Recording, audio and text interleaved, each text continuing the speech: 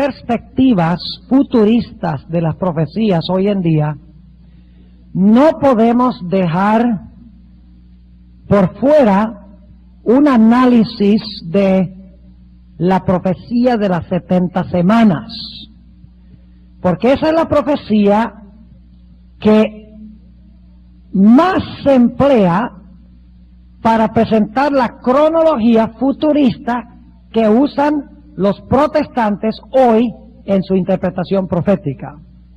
Así que nos incumbe ir a analizar esta profecía que indudablemente la mayoría de ustedes han estudiado muchísimas veces, y mucho de lo que voy a decir esta mañana será meramente un repaso. Algunos textos ni siquiera los voy a leer, solo voy a hacer referencia a ellos para que ustedes los estudien en el futuro, pero no podemos dejar fuera este tema tan importante cuando hablamos de cómo interpretar correctamente las profecías. Ahora, antes de que entremos a estudiar este tema, sería bueno elevar una oración a Dios. Tuvimos una música especial. Vamos a inclinar nuestros rostros para una breve palabra de oración. Padre, pedimos la dirección de tu Espíritu Santo en nuestro estudio en los minutos que nos quedan. Te lo pedimos en el nombre de Cristo Jesús. Amén. El año pasado, un grupo de pastores del área a donde trabajo, en Fresno, un grupo de pastores adventistas, decidimos celebrar nuestra reunión mensual visitando una sinagoga que queda ahí en la ciudad de Fresno. Lo que hacemos en nuestras reuniones pastorales muchas veces es visitar ciertas iglesias, visitar instituciones, etcétera, donde podemos aprender cómo ellos creen y qué metodología usan en su obra ministerial y su obra de beneficencia para con otras personas. Y esta vez decidimos visitar la sinagoga más grande de Fresno. El rabino nos atendió muy cordialmente, nos recibió con los brazos abiertos, nos prepararon un buen almuerzo, tuvimos una sesión donde dedicó como hora y media para explicar cómo se celebraba el culto los viernes en la noche. Habló sobre la Torá, sobre muchos diferentes temas relacionados con el judaísmo. Al final de su presentación, el rabino dijo: ahora yo he hablado suficiente, voy a permitir que ustedes me hagan preguntas. Y nosotros tenemos un pastor, se hicieron varias preguntas, pero tenemos un pastor que es temerario. O sea, no tiene miedo de preguntar. Nada a nadie le tiene miedo. Y por lo tanto, este pastor le dijo al rabino: mire, yo tengo curiosidad de saber qué creen ustedes en cuanto a la profecía de las 70 semanas. Y el rabino pues le dio vueltas, dice, bueno, esto y aquello, y el pastor no estaba por darse por vencido. Y dice: yo quiero saber específicamente ¿qué creen ustedes en cuanto al hecho de que dice que después de 69 semanas o 483 años iba a venir el Mesías? ¿Cómo entienden ustedes esto? Y el rabino, viendo que el pastor no se iba a dar por vencido, dijo: este es uno de los pasajes que nos tiene perplejos a los judíos. No lo podemos entender. Y claro, yo estaba esperando que el pastor dijera: a ver, yo le doy la explicación. Pero no fue tan temerario así como para decir: mire, yo tengo la explicación. Así que lo dejó allí. Pero me parece muy interesante que el rabino haya dicho: este es uno de los pasajes que a los judíos nos deja perplejos. No podemos entenderlo. Dentro de mí me daban ganas de gritar y decir: Señor rabino, el Señor me ha mandado para quitarle el velo. Y cuando se convirtiere al Señor, de repente usted entenderá en toda su gloria la profecía de las 70 semanas. Pero yo tampoco me atreví. porque estábamos en territorio de él, en su sinagoga, y debemos respetar a la gente. Pero espero que la pregunta que hizo este pastor le haya quedado trabajando al rabino y que logre conseguir la verdad de Dios. La profecía de las 70 semanas es la más extraordinaria profecía mesiánica del Antiguo Testamento. Y la razón por la cual digo que es la más extraordinaria es porque no solamente presenta los eventos de la vida del Mesías, sino que presenta el tiempo exacto en que esos eventos se iban a realizar. No cabe duda que la profecía de las 70 semanas comprueba que la Biblia fue inspirada por Dios. Porque no solamente cumplió Jesús los eventos que se hablan del Mesías, sino que cumplió esos eventos de acuerdo a la cronología exacta, cuándo debían suceder. Porque Daniel 9 no solamente dice qué iba a ser el Mesías, sino cuándo lo iba a hacer. Y por eso nos incumbe a nosotros entender esta profecía, que lamentablemente ha sido tergiversada y torcida por el protestantismo moderno. Como todas las otras profecías de la Biblia, esta profecía ha sido torcida y desfigurada por el mundo protestante. Dicen que la primera mitad de esta profecía se aplica a Cristo, pero la segunda mitad se aplica al anticristo. Y les voy a explicar esta mañana cómo hacen eso y cómo podemos responder a esta situación. Déjenme hablarles en primer lugar del marco histórico. Y como les dije, muchas de estas cosas las voy a solo mencionar, porque ustedes han estudiado la profecía de las 70 semanas. Lo que sí voy a hacer es mencionar en los textos bíblicos, para que los que consigan el cassette puedan buscar los textos con calma y los puedan leer todos. Necesitamos entender en primer lugar el marco histórico de Daniel 9, donde se encuentran las 70 semanas. La Biblia nos dice que en el año 605 antes de Cristo vino Nabucodonosor, rey de Babilonia, a Jerusalén y tomó cautiva la ciudad de Jerusalén. Se llevó a todos los que pertenecían a la familia real. Es decir, Israel quedó sin rey y llegaron a ser vasallos o súbditos de Nabucodonosor, rey de Babilonia. Ahora escuchen bien, la ciudad no fue destruida en el año 605. Lo único que sucedió en esa fecha fue que los judíos perdieron su derecho a gobernar sobre Jerusalén. Llegaron a ser súbditos de Nabucodonosor. Ya no podían gobernar de acuerdo a sus leyes, porque eran súbditos del rey de Babilonia. En el año 586, dicho sea de paso, este año 605 es el que se relata en Daniel 1, donde Daniel y sus 3 compañeros van a parar en Babilonia. Ese es el año 605. La ciudad de Jerusalén en sí fue destruida en el año 586. 19 años después que perdiera el pueblo judío su derecho a gobernar de acuerdo a las leyes de Dios y llegó a ser súbdita de Babilonia, ahora la ciudad, los muros y el templo son destruidos por causa de la apostasía de Israel. Así que necesitamos recordar 2 cosas al estudiar esta profecía. Número 1, en el año 605 el pueblo judío perdió su soberanía y no podía gobernar de acuerdo a las leyes de Dios, porque eran súbditos de Nabucodonosor. Y en segundo lugar, en el 586 la ciudad fue destruida, el templo y los muros fueron demolidos. Ahora, la razón por la cual menciono esto es porque en Daniel se habla de restaurar y edificar a Jerusalén. Un punto que ha sido pasado por alto casi por todos los comentaristas, incluyendo los comentaristas adventistas, es que el decreto que empieza las 70 semanas tiene que lograr 2 cosas. No solo debe ser un decreto que manda a construir a Jerusalén, la estructura, sino que tiene que ser un decreto que le diga a la gente que restaure la ciudad su autonomía política, que pueda gobernarse de acuerdo a las leyes de su Dios.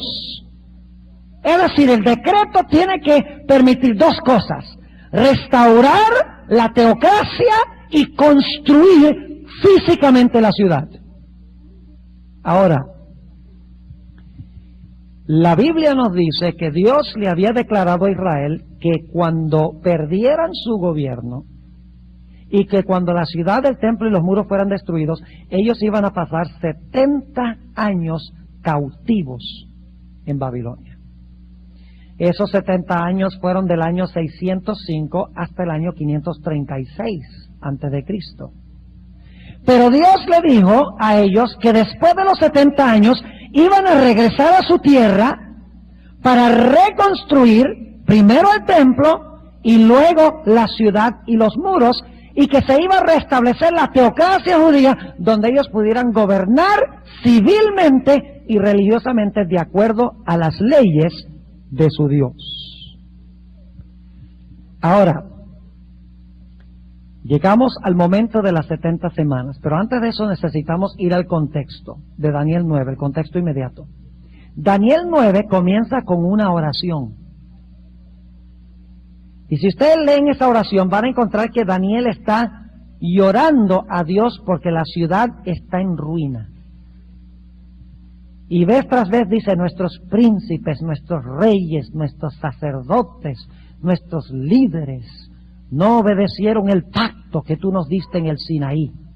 Y por esto tú trajiste esta gran calamidad sobre nosotros. Y luego, al llegar al final de la oración, dice: Señor, cumple tu palabra y restaura tu pueblo a su tierra, restaura tu ciudad, restaura tu templo, Señor. Es decir, la oración de Daniel está diciendo dos cosas. Primero, fuimos castigados porque lo merecimos, porque violamos el pacto que tú diste. Pero, Señor, ten misericordia de nosotros y cumple lo que dijiste en Jeremías, que en 70 años nos ibas a llevar otra vez a nuestra tierra para restaurar y edificar la ciudad de Jerusalén. Cuando termina Daniel su oración, viene un ángel, el ángel Gabriel, y le dice: el Señor me ha mandado para responder a tu ruego. Tu oración ha sido oída y he sido enviado para decirte que Dios va a cumplir su palabra, y al terminar los 70 años, ustedes van a volver otra vez a su tierra, van a reedificar el templo, van a reedificar los muros, van a reedificar la ciudad, van a restaurar la teocracia, van a gobernar de acuerdo a sus leyes civiles, de acuerdo a la ley de Dios, y Dios les va a dar otra oportunidad. Las 70 semanas están hablando de esa segunda oportunidad. Noten lo que dice en Daniel 9 y el versículo 25. Sepas pues y entiendas que desde la salida de la palabra, una mejor traducción sería decreto, es la palabra dabar, si se traduce palabra en el Antiguo Testamento, pero aquí en realidad lo que significa es un decreto. Sepas pues y entiendas que desde la salida del decreto o de la palabra, para hacer dos cosas. ¿Qué son las dos cosas? Restaurar y edificar a Jerusalén. Ahora, ¿qué implica eso para restaurar y edificar a Jerusalén? ¿Puede usted restaurar y edificar a Jerusalén si Jerusalén no está en ruinas? ¿Qué está tomando por sentado el ángel? Que en ese momento Jerusalén ha sido ¿qué? Destruida y su gobierno ha sido anulado. Pero ahora Dios le va a decir a Daniel, a través de este profeta Gabriel, que va a haber una palabra o un decreto para hacer dos cosas. No solo construir la ciudad física, sino ¿qué cosa? Restaurarla. a la posición que tenía antes, restaurar su gobierno civil y su gobierno religioso. Es decir, está diciendo que Jerusalén nuevamente va a ser ¿qué? Construida y va a ser restaurada. Así que dice, desde la salida de la palabra, para restaurar y edificar a Jerusalén, hasta el Mesías príncipe, habrá 7 semanas y 62 semanas. Ahora, antes de continuar, necesitamos regresar al versículo 24 para leer por lo menos la primera parte del versículo. Dice el ángel, 70 semanas están determinadas. La palabra determinadas en realidad significa cortadas.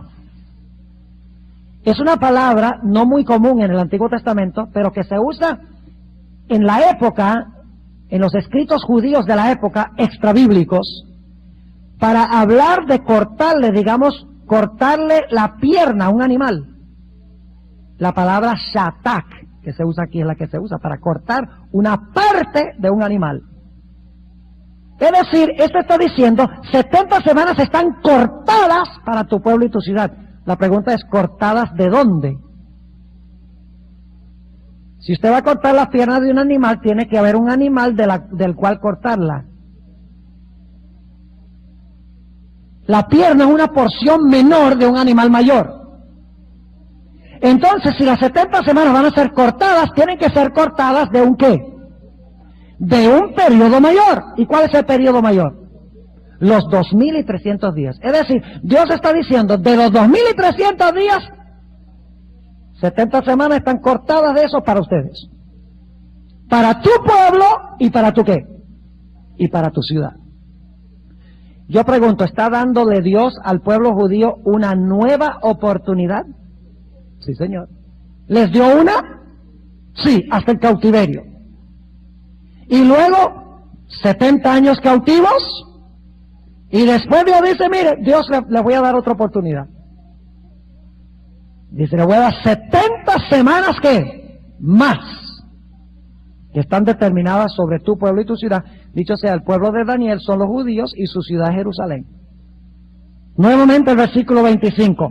Sepas pues y entiendas que desde la salida de la palabra para restaurar y edificar a Jerusalén hasta el Mesías príncipe habrá 7 semanas y 62 semanas. Ahora, inmediatamente nos preguntamos, ¿cuál decreto da comienzo a las 70 semanas? ¿Cuál es la palabra? ¿Cuál es el decreto donde dice aquí desde la salida de la palabra o el decreto para edificar y restaurar a Jerusalén? Ahora escuchen bien. Hubo 4 decretos después que Israel salió del cautiverio. En realidad hubo 3 decretos. Uno no es un decreto, sino uno es un permiso. El primer decreto se encuentra, y aquí es que no vamos a poder leer los textos por la premura del tiempo, el primer decreto se encuentra en Esdras 1, 2 al 4. Es un decreto de Ciro el Grande, el que conquistó a Babilonia. Ese decreto no puede cumplir esta profecía, porque si ustedes leen ese decreto en Esdras 1, 2 al 4, van a encontrar que solo dio permiso para reedificar el templo. No dio permiso para restaurar la teocracia judía, donde dijera, ustedes pueden ahora gobernarse por sus leyes civiles y por la ley de Dios. No. Solo les dio permiso de volver a construir el templo. Ese no cuadra con la palabra para restaurar y edificar a Jerusalén. Así que descartamos ese. Hubo un segundo decreto de Darío I. No es el mismo Darío el Medo que conquistó a Babilonia, es otro Darío. Este es Darío el Persa. Darío I es Darío el Persa. Dio un decreto en el año 520, que se encuentra en Esdras 6, 3 al 12, pero este decreto es solo una reconfirmación del decreto que había dado Ciro.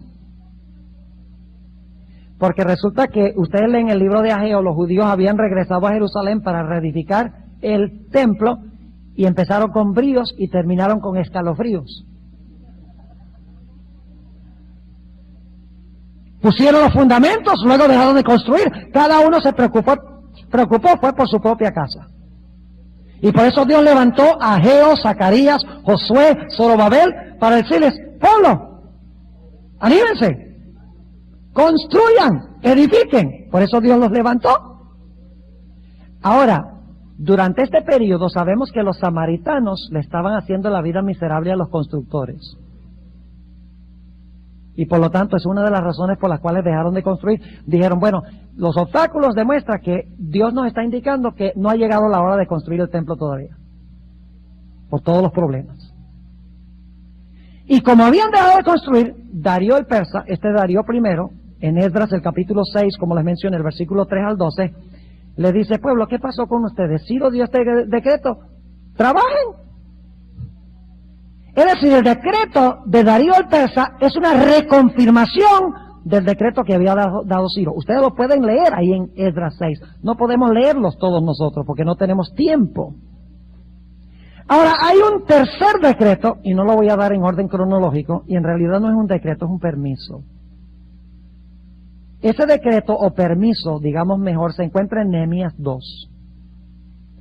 Es un permiso que Dios le da, mejor dicho, es un permiso que le da Artajerjes primero a Nehemías de regresar a la ciudad para construir los muros. Porque Nehemías va ante el rey y le dice, mi ciudad está asolada, los muros están derribados, mi pueblo tiene problemas. Y entonces el rey, el mismo Artajerjes primero, le dice, y esto es en el año 445 antes de Cristo, le dice, pues Nehemías, ve, y si necesitas materiales yo te lo doy también, ve y edifica los muros. Este permiso no tuvo nada que ver con restaurar la teocracia judía, ni siquiera con construir a Jerusalén, solamente construir los muros. No puede ser este el decreto. Solo hay un decreto que cuadra con las especificaciones de restaurar y edificar, y es el decreto de Artajerjes en el año 457 antes de Cristo. Y ese decreto se encuentra en Esdras 7, y aquí sí quiero leer unos pocos textos en Esdras, el capítulo 7, para demostrarles que este decreto no solamente dio permiso de construir el templo, no solo dio permiso de construir los muros, sino restauró la teocracia judía. Que el decreto exige esto para hacer el cumplimiento. Note lo que dice en el libro de Esdras, el capítulo 7, y vamos a leer solo los últimos versículos del capítulo 7 para que ustedes vean qué permiso es el que está dando Artajerjes. Dice aquí, en el capítulo 7, y vamos a leer solamente en el versículo 25. Y tú, yo pregunto, cuando el pueblo de Dios fue llevado cautivo, ¿fueron llevados los príncipes? Sí. ¿Se acabó el sacerdocio? Sí. ¿Fueron llevados los reyes? Sí, Señor. Ahora fíjense el versículo 25. Y tú, Esdras, conforme a la sabiduría de tu Dios que tienes, pon jueces y gobernadores que gobiernen a todo el pueblo que está del otro lado del río, a todos los que tienen noticia de las leyes de tu Dios, y al que no la tuviere le enseñaréis. Y cualquiera, inclusive les dio permiso de ejecutar la pena de muerte. Versículo 26. Y cualquiera que no hiciere la ley de tu Dios y la ley del rey, prestamente sea juzgado o a muerte o a desarraigo o a pena de la hacienda o a prisión. ¿Se estableció el orden civil? ¿Se restauró? Sí, Señor. Y el decreto también permite edificar la ciudad. Este es el único decreto que cuadra. Y este decreto, según Esdras 7 y el versículo 7, se dio en cierto año. Dice en el versículo 7, y subieron con él a Jerusalén de los hijos de Israel y de los sacerdotes y levitas y cantores y porteros y netineos en el 7º año del rey Artajerjes. Ahora, el séptimo año del rey Artajerjes es el 457 antes de Cristo. ¿Cuándo entonces comienzan las 70 semanas? En el año 457 antes de Cristo. Ahora volvamos a Daniel 9. Ya tenemos la fecha de inicio de esta profecía. Dice allí en Daniel 9, desde la salida de la palabra para restaurar y edificar a Jerusalén, ¿habrá qué cosa? Habrá 7 semanas y 62 semanas. Ahora quiero hacerle una pregunta. ¿Cuántos son 7 semanas y 62 semanas? ¿Se han preguntado ustedes alguna vez por qué no dice 69? Porque dice 7 semanas y 62 semanas. Es mucho más fácil decir 69 semanas. Le voy a explicar por qué razón. Sigamos leyendo. Desde la salida de la palabra para restaurar y edificar a Jerusalén, ¿hasta cuándo? Hasta Mesías príncipe. No olviden esa expresión, Mesías príncipe. ¿Quién es ese Mesías príncipe? Aún los protestantes futuristas dicen que es Cristo, Mesías príncipe. ¿Habrá cuánto? 7 semanas y 62 semanas. Y ahora escuchen bien. La última parte del versículo va a describir qué es lo que se va a hacer durante las 7 semanas. Y luego el siguiente versículo va a decir lo que va a suceder después de las 62. No sé si me están entendiendo lo que estoy diciendo. Tienen que concentrarse, pues no tengo tablero. Me siento desesperado, porque no tengo dónde escribir. Podría ilustrarles esto en la pizarra, pero déjenme repetirlo. Dice 7 semanas, 62 semanas. Luego dice, noten, la última parte del versículo 25, tornaráse a edificar la plaza y el muro en tiempos angustiosos. ¿Durante qué tiempo pasa eso? Durante las 7 semanas. Y luego en el siguiente versículo dice, y después de las 62 semanas. ¿Está claro? Ahora yo pregunto, ¿Jerusalén se restauró en medio de tiempos angustiosos? Lean el libro de Nehemías nada más y Esdras para que vean. Había una triple alianza que se levantó en contra de ellos. Tobías, entre ellos estaban Tobías, Gesem, que constantemente estaban tratando de impedir la obra de la construcción del muro y la construcción de la ciudad. Le decían a Nehemías, el gobierno va a pensar que tú estás en sedición en contra de los persas y van a venir en contra tuya. Y le decían, Nehemías, ven para que hablemos sobre esta cosa. Lo que querían era matarlo. Y Nehemías dice, estoy demasiado ocupado para estar hablando con ustedes. Constantemente estaban tratando de impedir la obra. Es decir, es verdad que la ciudad se edificó en tiempos angustiosos. Y ahora noten, tenemos que volver a unas 2 palabras que están en el versículo 25.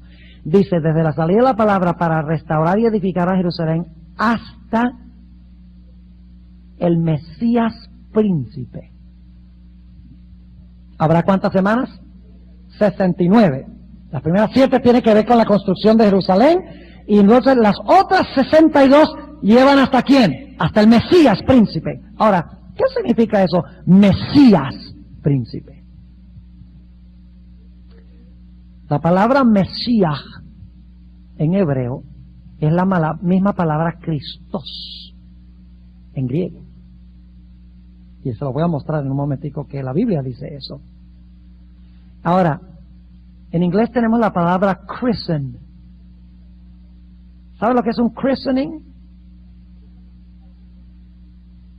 Cuando hacemos un christening, ¿qué significa? Un bautismo, un ungimiento. ¿Saben de dónde viene la palabra christen?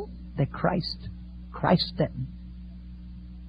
La palabra Christos significa ungido. La palabra Mesías es el hebreo de la misma palabra griega.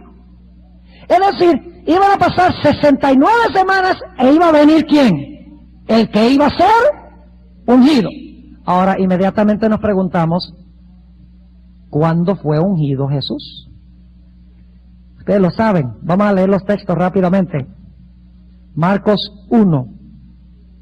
Marcos 1. Y ya veo que vamos a tener que quedarnos aquí después de las 12:30. ¿Está bien? ¿Les parece que nos quedemos un poquito extra? ¿Y dejamos la comida que perece por allá? Marcos 1, porque lo que vamos a estudiar, hermanos y hermanas, es crucial. Si ustedes son capaces de explicar esta profecía de una forma bíblica y clara a los protestantes, todos los demás problemas se resuelven. Porque todo su sistema se fundamenta en separar la semana número 70 de las primeras 69. Si ustedes pueden demostrarle que no hay que separar eso, ya los 7 años de tribulación desaparecieron, porque de aquí es que lo adquieren. Marcos 1, versículo 9 al 11, dice: y aconteció en aquellos días que Jesús vino de Nazaret de Galilea y fue bautizado por Juan en el Jordán, y luego subiendo del agua vio abrirse los cielos y al Espíritu como paloma que descendía sobre él. Y hubo una voz de los cielos que decía: tú eres mi Hijo amado, en ti tengo contentamiento. ¿Qué hablan estos versículos? El bautismo de Jesús. Y ahora noten lo que dice el versículo 14 y 15. Mas después que Juan fue encarcelado, Jesús vino a Galilea predicando el evangelio del reino de Dios y diciendo: el tiempo se ha cumplido. ¿Cuál tiempo? La única profecía cronológica del Antiguo Testamento que decía cuándo Jesús se iba a bautizar e iba a comenzar su ministerio es Daniel 9. No hay otra profecía cronológica del Antiguo Testamento. Tiene que ser las 70 semanas. Así que Jesús se bautiza y dice: el tiempo se cumplió. El Mesías está aquí. Pero este no es el único pasaje que tenemos. Hay otros. Vayan conmigo a Lucas 3. Lucas 3. Lucas, el capítulo 3 y el versículo 1 y 2. Nos da la fecha de su bautismo. Dice: en el año 15 del imperio de Tiberio César, siendo gobernador de Judea Poncio Pilato, y Herodes tetrarca de Galilea, y su hermano Felipe tetrarca de Iturea, y de la provincia de Traconite, y Lisanias tetrarca de Abilinia, siendo sumos sacerdotes Anás y Caifás. Me da la impresión de que nos quiere dar un marco cronológico. ¿Por qué menciona a todas estas personas? Porque quiere que sepamos cuándo. Ahora, ¿cuál es el año 15 del reinado de Tiberio César? Tiberio César comenzó a gobernar en el año 12 después de Cristo. Pero esto es en el año 15 de su reinado. Usted va del 12, 15 años hacia adelante, ¿y a dónde lo lleva? Al año 27 de la era cristiana. ¿Entendieron el punto? César Tiberio comenzó a gobernar en el año 12. Dicho sea de paso, no tengo tiempo de hablar de los periodos de reinado de todos los demás que se mencionan aquí, pero Dios quería darnos muchas formas de chequear la fecha. Por eso nos menciona Tiberio César, Poncio Pilato, Herodes, Felipe, Lisanias, Anás, Caifás.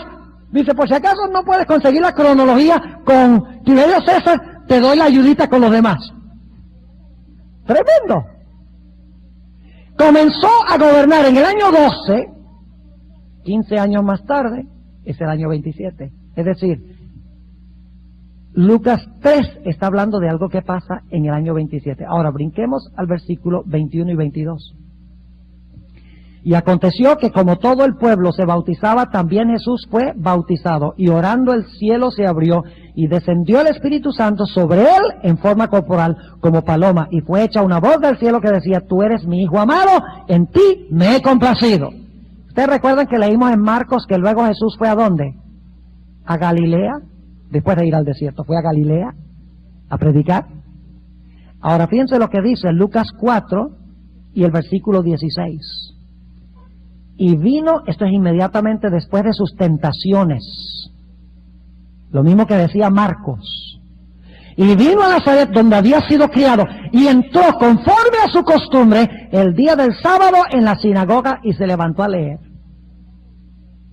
Y fuele dado el libro del profeta Isaías, y como abrió el libro, halló el lugar donde está escrito: el Espíritu del Señor es sobre mí, por cuanto me ha ungido para dar buenas nuevas a los pobres, etcétera. Para este tiempo, ¿Jesús ha sido ungido? ¿Sí o no? ¿Y con qué fue ungido?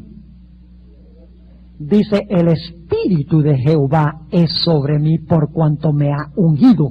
¿Cuándo recibió Jesús el Espíritu? En el bautismo. Ahora, por si acaso alguno duda todavía, necesitamos ir a dos textos más. Vamos al libro de Hechos, el capítulo 2 y el versículo 38, y luego vamos a Juan, el capítulo 1. Hechos 2 y el versículo 38.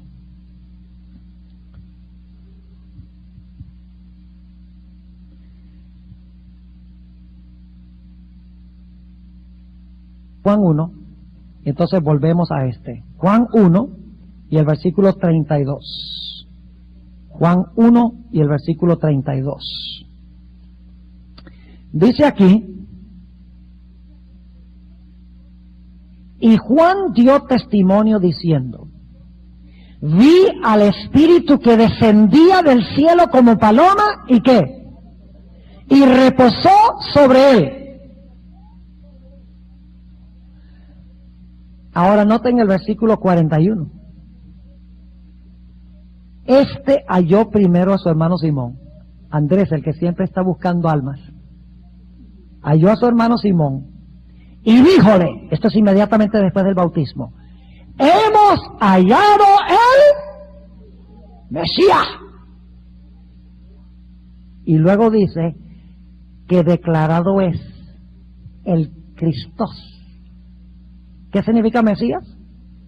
Cristo. ¿Cuándo fue que Jesús fue reconocido como Mesías? ¿Después de qué?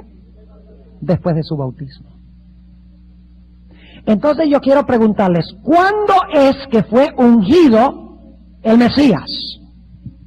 Fue en el momento de su bautismo. Yo pregunto, ¿Jesús fue bautizado exactamente 483 años después del decreto? Sí, Señor. Eso es extraordinario. Solo un Dios que conoce el fin desde el principio puede revelar eso. Es impresionante. Ahora, se le llama no solo Mesías, sino Mesías príncipe. Yo pregunto, ¿el Mesías príncipe, el príncipe es el mismo Mesías? ¿Es la misma persona? ¿Mesías príncipe? Claro que sí. Ahora, ¿quién es este príncipe? Jesús. Isaías 9:6 dice que se llamará príncipe de paz. No solo eso, sino en Daniel repetidas veces a Jesús se le llama el príncipe. Por ejemplo, en Daniel 8 se le llama el príncipe de la oeste. El cuerno pequeño le quiere quitar el continuo al príncipe de la oeste. ¿Y quién es el príncipe de la oeste? Jesús. En Daniel 11:22 se le llama el príncipe del pacto. ¿Quién es ese príncipe del pacto? Jesús. Y en Daniel 12:1 se le llama Miguel, aquel gran príncipe. Entonces, Jesús es el Mesías unido, pero también es ¿qué cosa?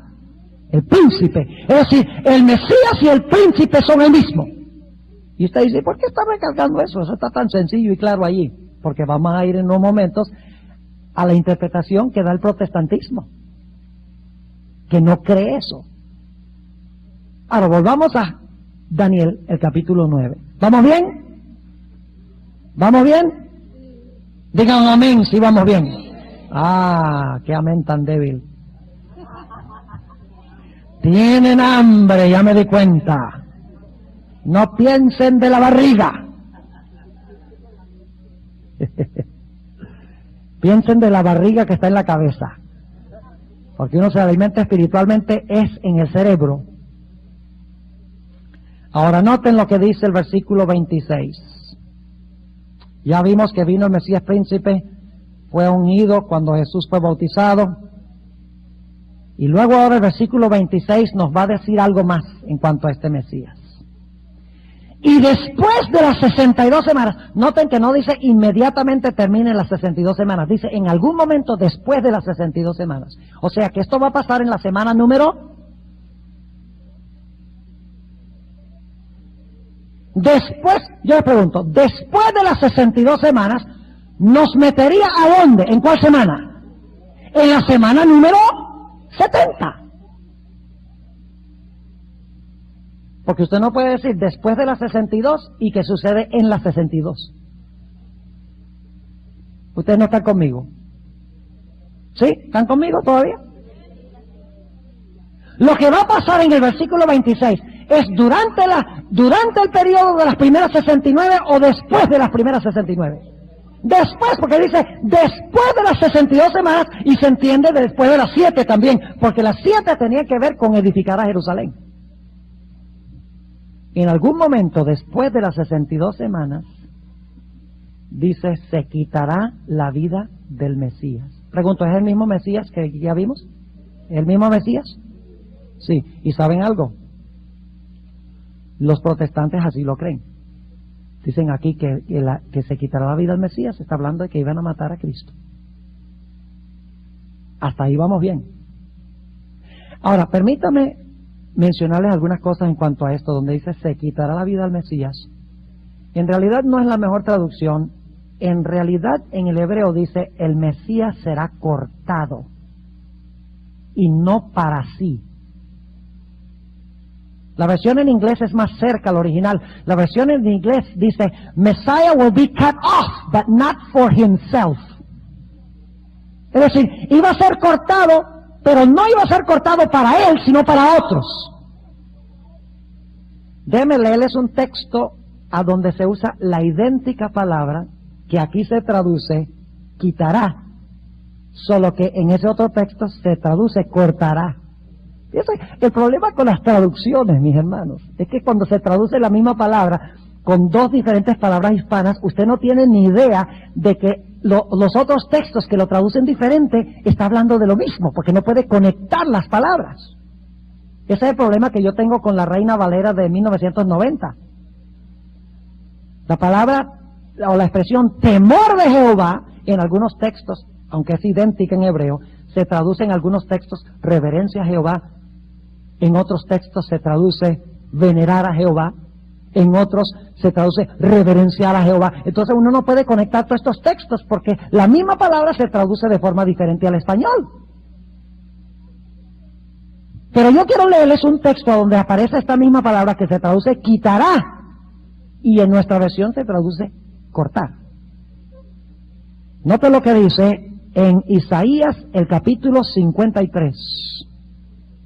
Isaías el capítulo 53.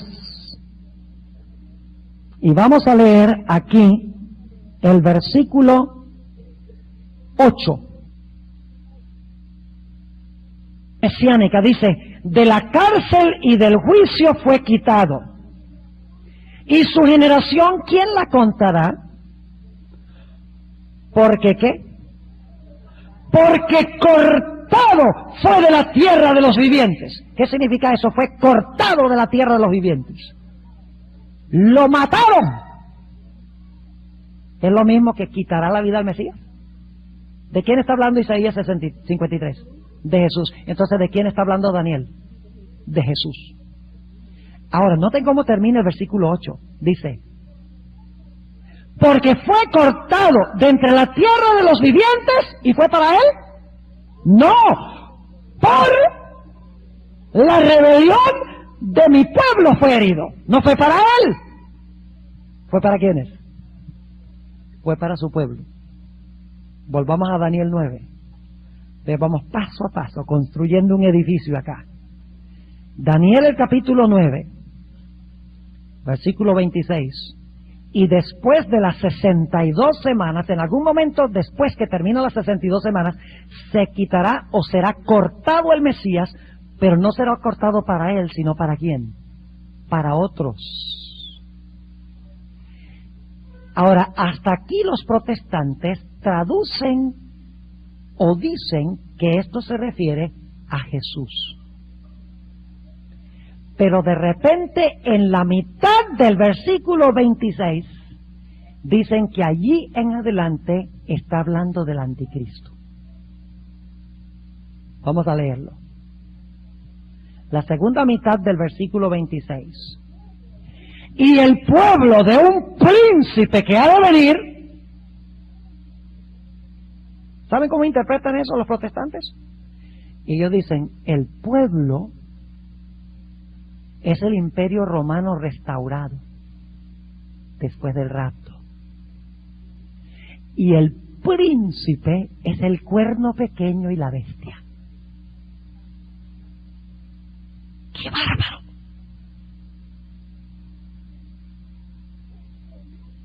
Desconectan la primera mitad de esta profecía de la segunda mitad de la profecía. Dicen que la primera mitad se refiere a Cristo, pero como el pueblo le quitó la vida al Mesías, entonces Dios dijo, yo tengo que parar mi reloj. Y entonces por 2000 años el reloj del cumplimiento de las 70 semanas está parado. Pero cuando venga el príncipe que ha de venir, el reloj empieza a funcionar de nuevo. Ahora, ¿saben ustedes por qué esta interpretación no puede ser cierta? Porque la estructura de Daniel 9, de las 70 semanas, exige que este príncipe sea el mismo Mesías príncipe. Fíjense cómo está estructurado. Primero dice, hasta el Mesías príncipe. Luego dice, se quitará la vida al Mesías. Y luego dice, el pueblo del príncipe que ha de venir. Es decir, el Mesías príncipe, luego se amplía lo que pasa con el Mesías y el príncipe. Pero el Mesías y el príncipe son el mismo, ¿sí o no? Es decir, este príncipe que ha de venir, ¿quién es? Jesús. Y yo sé que algunos, esta es una interpretación diferente para lo que creen muchos adventistas. Tradicionalmente hemos dicho que este príncipe que ha de venir, el pueblo del príncipe son los romanos. Y el príncipe es Tito. Tito, el general de las tropas romanas que vino contra Jerusalén en el año 70. ¿Recuerdan eso? Dicen que el pueblo del príncipe son los romanos y el príncipe es Tito. Y entonces Tito con los romanos van a venir a destruir la ciudad de Jerusalén. Ahora, yo quiero darles una interpretación que creo que cuadra mucho mejor con el contexto. Este príncipe que ha de venir no es más ni menos que Jesús. Y el pueblo del príncipe son los judíos. Y ustedes dicen, pastor, eso no tiene sentido. Sí tiene sentido, y déjenme explicarles cómo. Yo les pregunto, ¿quién destruyó a Jerusalén?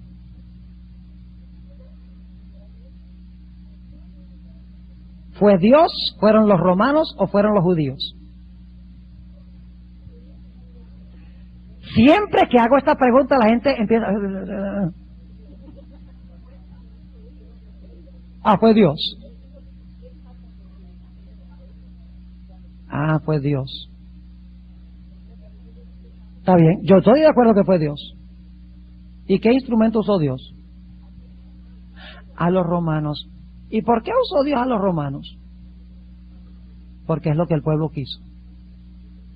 Entonces yo les pregunto, ¿quién destruyó la ciudad de Jerusalén? Ustedes tendrían que decir, Dios a través de los romanos por la decisión de los judíos.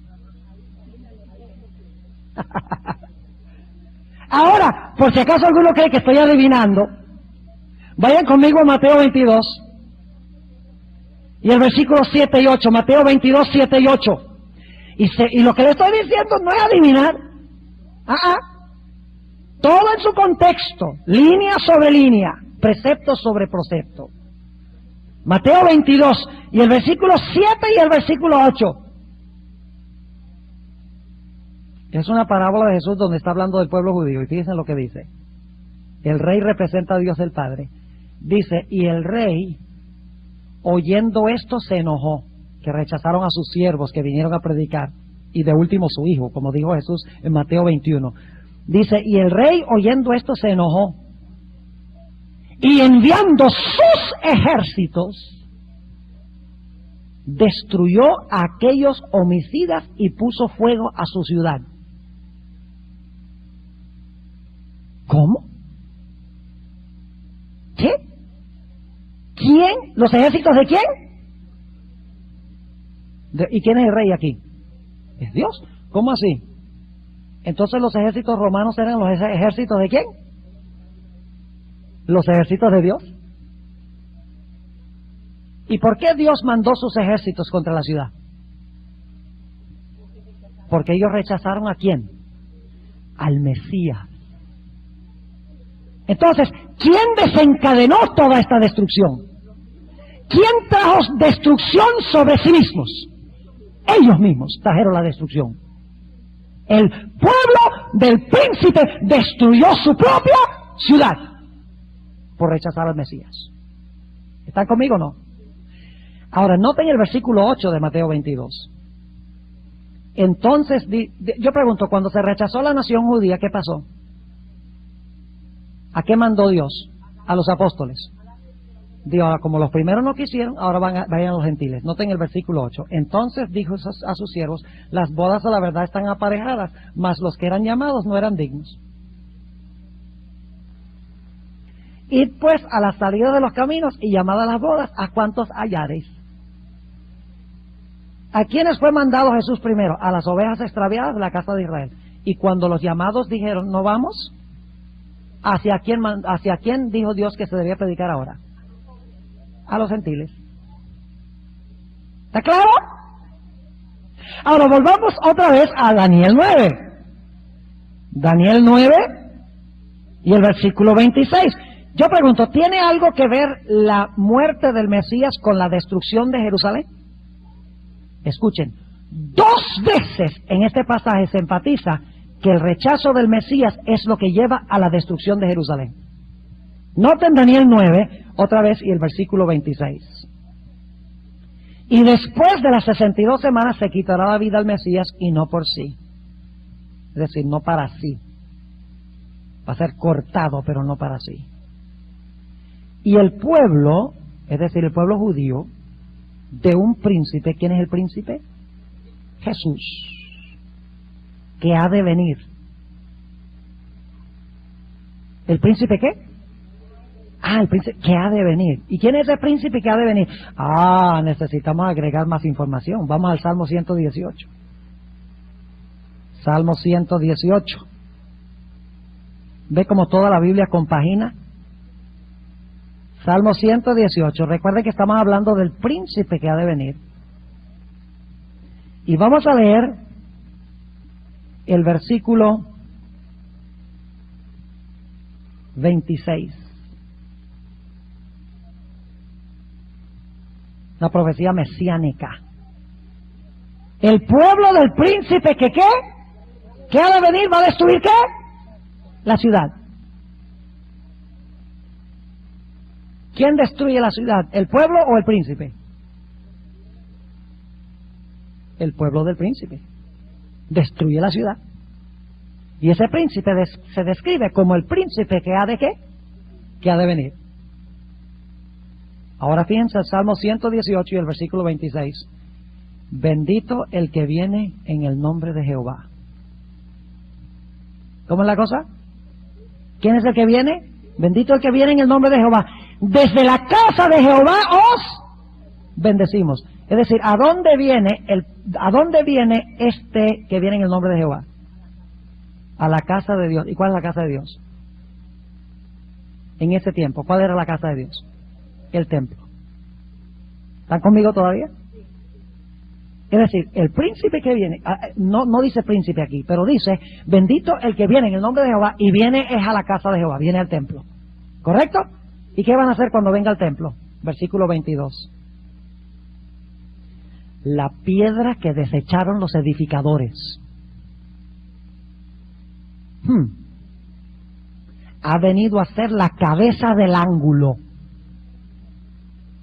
¿De quién está hablando este? Del que viene en el nombre del Señor al templo. De Jesús. ¿Y qué hicieron cuando vino? Lo rechazaron. Ahora, vamos al Nuevo Testamento. Vayan conmigo a Lucas 19 y el versículo 37. Lucas 19 y el versículo 37.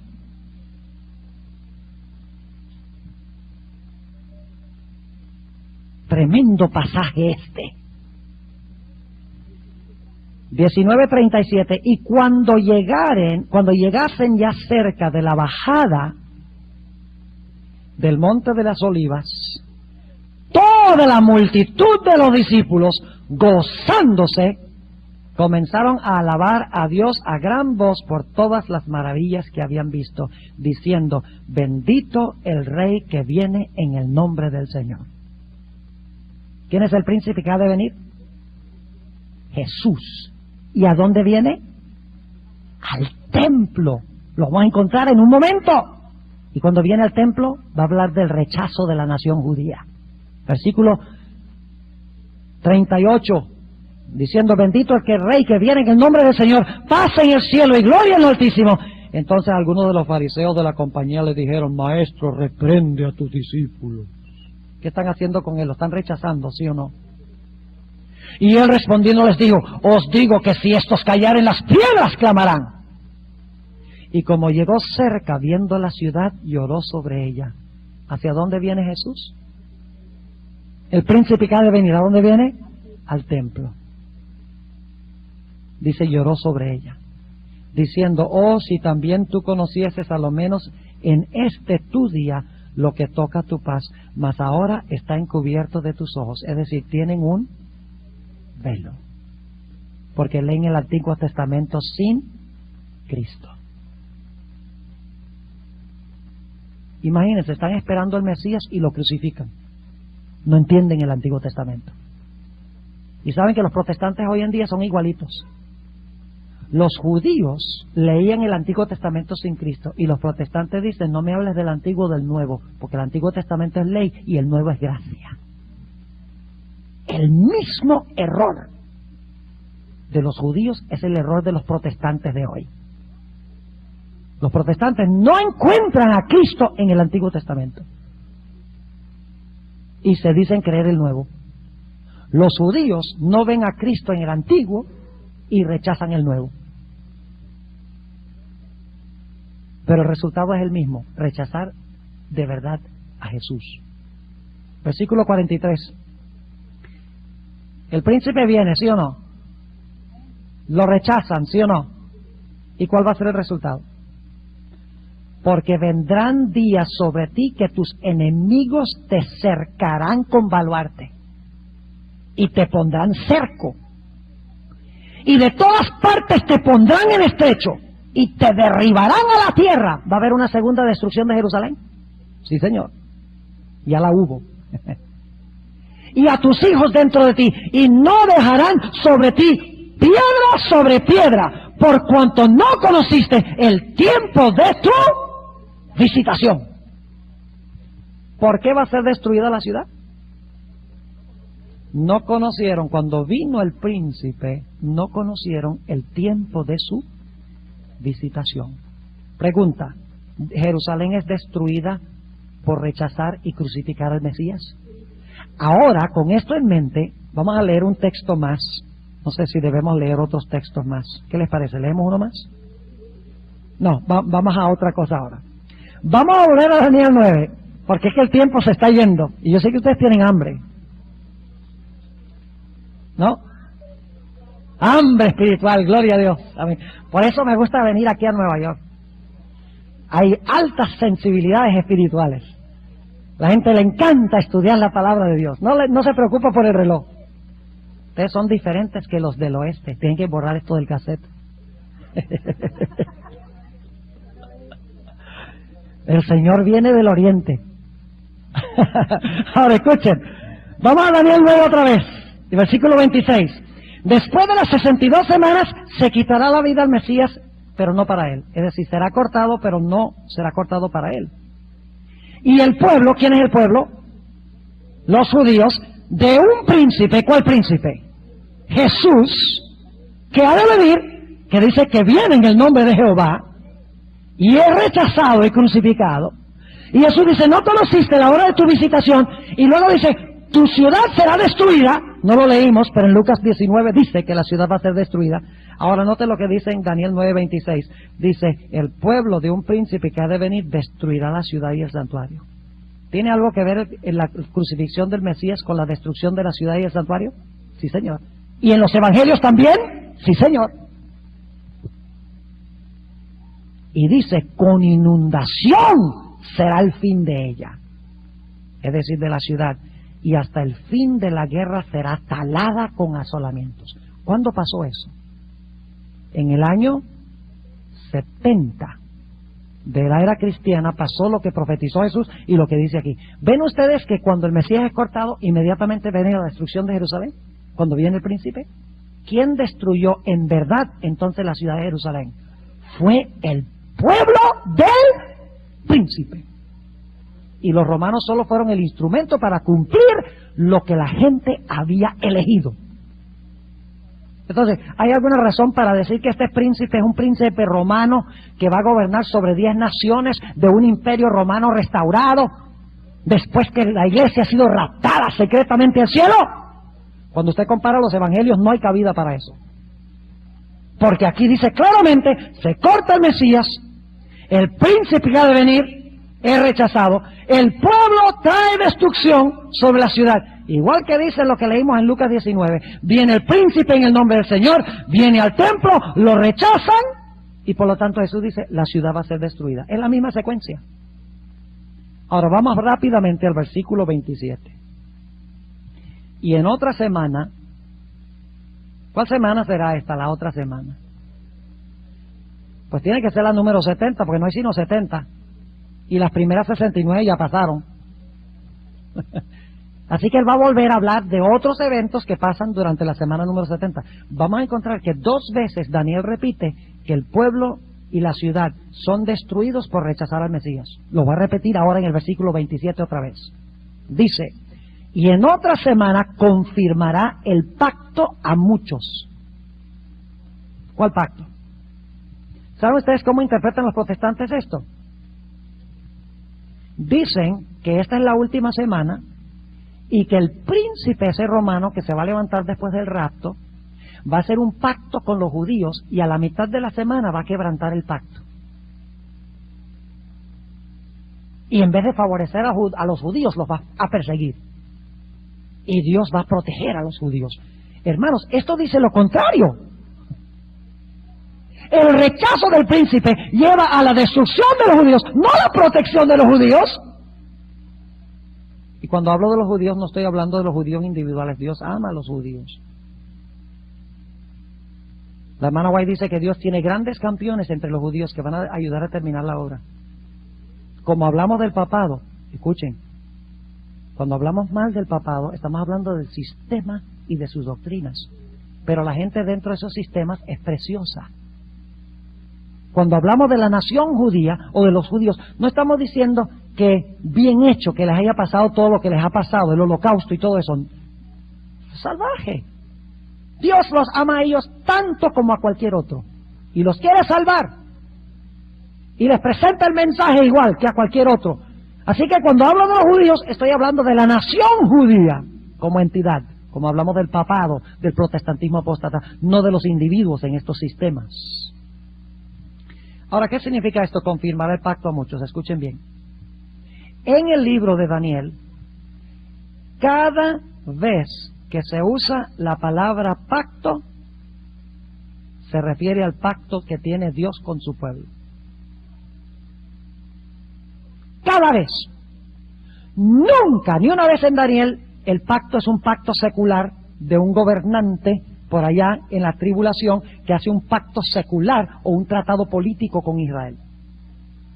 Vez tras vez en Daniel aparece la palabra pacto y siempre se refiere al pacto que Dios hizo con su pueblo.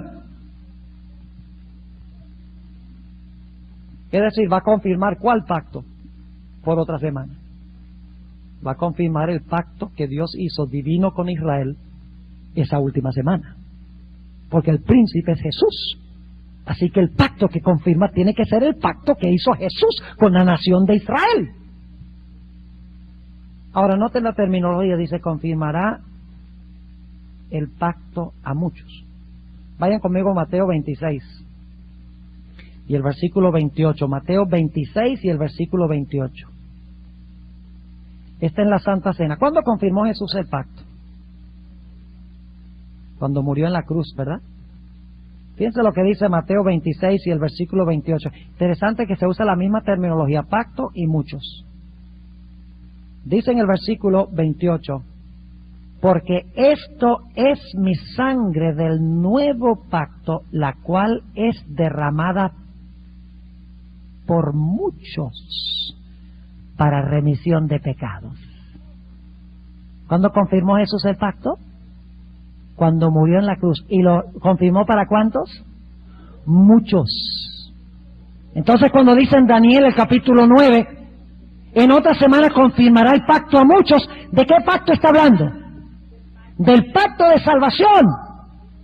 Y los muchos son aquellos por quienes Cristo murió. Dicho sea de paso, vamos a Isaías el capítulo 53 para que ustedes vean un pasaje paralelo. Isaías 53. Vamos a leerlo aquí, Isaías el capítulo 53 y el versículo 11.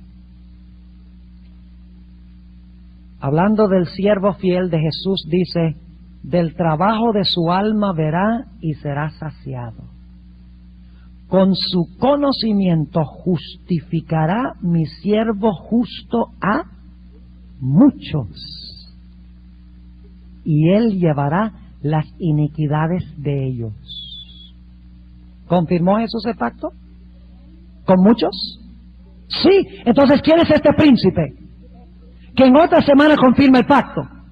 ¿Un príncipe secular romano por allá? ¿El anticristo, el cuerno pequeño, la bestia, el hombre de pecado? ¡Claro que no! Versículo 27, rápidamente.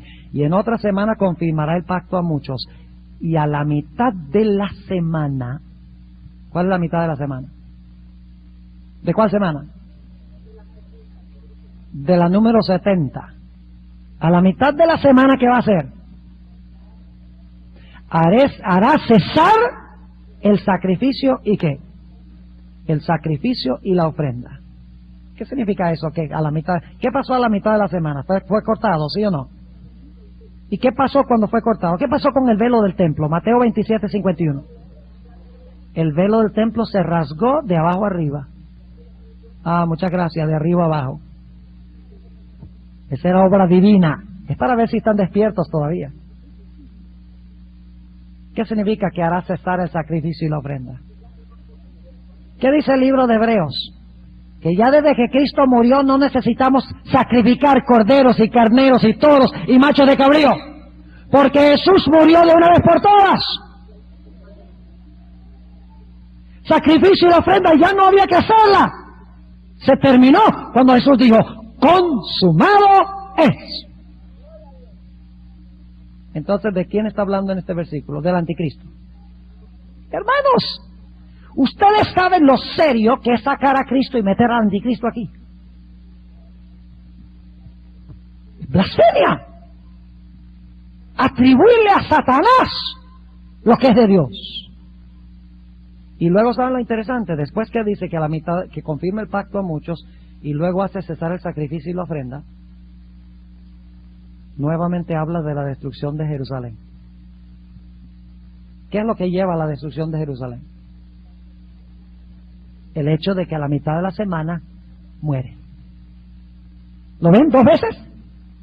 Dice, y hay algo muy importante aquí en la última parte del versículo 27, después, con la muchedumbre de las abominaciones.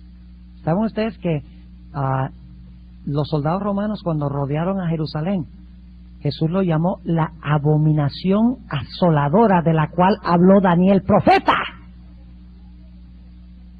Así que la abominación fue cuando los ejércitos romanos rodearon la ciudad de Jerusalén. Dice, después con la muchedumbre de las abominaciones será el desolar. Y esto hasta una entera consumación. Y ahora aquí viene la parte clave. Y derramaráse la ya determinada sobre el pueblo asolado. Eso es muy importante. Derramaráse sobre el pueblo lo que ya ha sido ¿qué? Determinado. Yo pregunto, ¿cuándo se determinó que el pueblo iba a ser destruido y asolado? Aquí dice que será derramado lo que ya fue determinado, lo ya determinado. Es decir, que la destrucción de la ciudad se determinó antes. ¿Sí me están entendiendo? ¿Cuándo se determinó que la ciudad de Jerusalén iba a ser destruida? En el año 34, cuando apedrearon a Esteban. Y lamentablemente el tiempo se fue. Me queda 1 hora para hablar del apedreamiento de Esteban algún día. ¿Saben algo?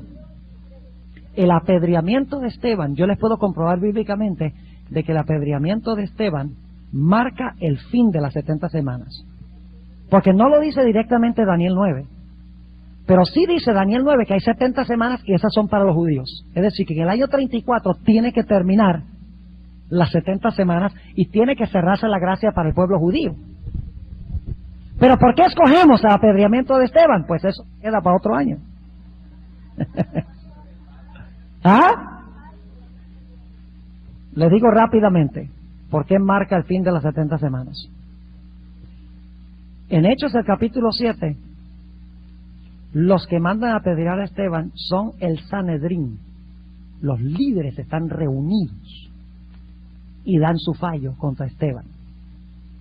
No solo eso, cuando Esteban se para delante de sus acusadores, él se convierte en el acusador de ellos.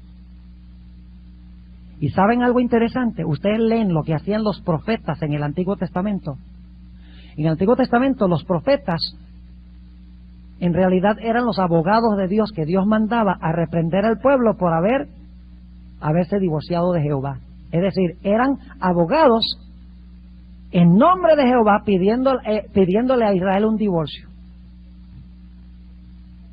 Y los profetas relataban largo, ustedes pueden leerlo por ejemplo en Ezequiel 20, largo relataban toda la historia de Israel, culminando finalmente con la apostasía que se está realizando en la época cuando ellos estaban vivos. ¿Han notado ustedes el largo discurso de Esteban? Un discurso donde relata toda la historia de Israel desde Abraham hacia adelante. ¡Qué tremendo discurso tan largo! Él está jugando la función del profeta acusador de Dios. Y cuando llega al final de su discurso, los acusadores llegan a ser los acusados. Como vuestros padres. Vamos a leerlo rápidamente aquí, para terminar. Hechos el capítulo 7. Hay tanto que decir de esto. Llevo en Daniel, estoy estudiando el libro de Daniel en mi iglesia. Vamos en el capítulo 9 y llevo 60 cassettes de 90 minutos sobre los primeros 9 capítulos. Y sobre Daniel 9 llevo 8. Así que imagínense, estoy haciendo en uno lo que está en los 8. Ahora fíjese Hechos 7 y el versículo 52. ¿A cuál de los profetas no persiguieron vuestros padres? Y mataron a los que antes anunciaron la venida del justo, del cual vosotros ahora habéis sido entregadores y matadores, que recibisteis la ley por dispensación de ángeles y no la guardasteis. Y oyendo estas cosas regañaban de sus corazones y crujían los dientes contra él. Imagínense la ira. Mas él, estando lleno del Espíritu Santo, puesto los ojos en el cielo, vio la gloria. Pregunto, ¿tuvo una visión Esteban? ¿Fue un profeta llamado por Dios para acusar al pueblo? Sí, es decir, él tuvo la última visión y la última profecía para el pueblo de Israel. Y en la profecía de las 70 semanas dice, para sellar la visión y el profeta. Es decir, ellos sellaron su destino al rechazar la voz del último profeta que tuvo la última visión para la teocracia de Israel. Sigue diciendo aquí, versículo 57, entonces dan de grandes voces, se taparon sus oídos y arremetieron unánimes contra él, y echándolo fuera de la ciudad, le apedreaban. Y los testigos pusieron sus vestidos a los pies de un mancebo que se llamaba Saulo. Fíjense que en el mismo momento, cuando se cierra la gracia para los judíos, ya Dios tiene escogido su campeón para los gentiles.